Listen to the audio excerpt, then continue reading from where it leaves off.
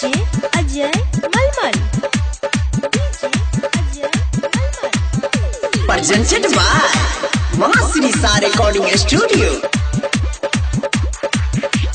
चल दिए हैं दूर धाम बाबा के लेके लपटे नाम, अब जपेंगे महादेव का नाम, खूब करेंगे मौज मस्ती, पहुँचेंगे जब भोले के बस्ती, सारा बम होंगे एक साथ। ये बम तनी अपने अंदाज में खींचा हो। चल दिए हैं दूर धाम बाबा के लेके लपटे नाम, अब जपेंगे महादेव का नाम, खूब करेंगे मौज मस्ती, पहुँचेंगे जब भोले के बस्ती, सारा बम होंगे एक साथ। गाजा गाजा गाजा गाजीपुर से लाएंगे, काशी में धूम मचाएंगे।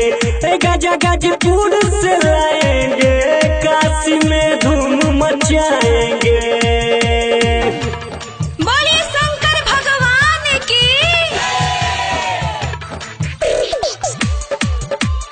presented by Mahasri Sa Recording Studio।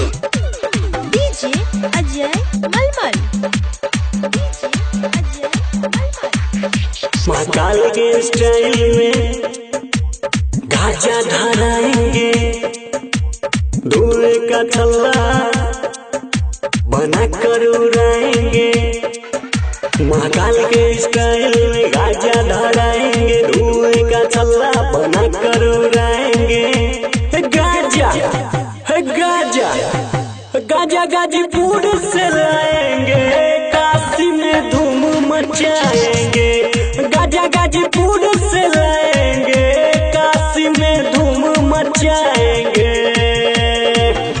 बोला बोला बाबा गरीबनाथ की।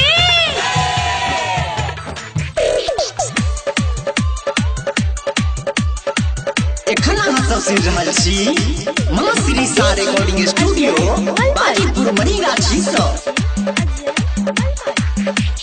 भोले भंडारी को दिल से मनाएंगे, भांग धतूरा भोग लगाएंगे।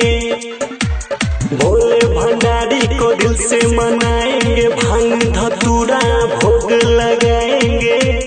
गाजा गाजा गाजा गाजी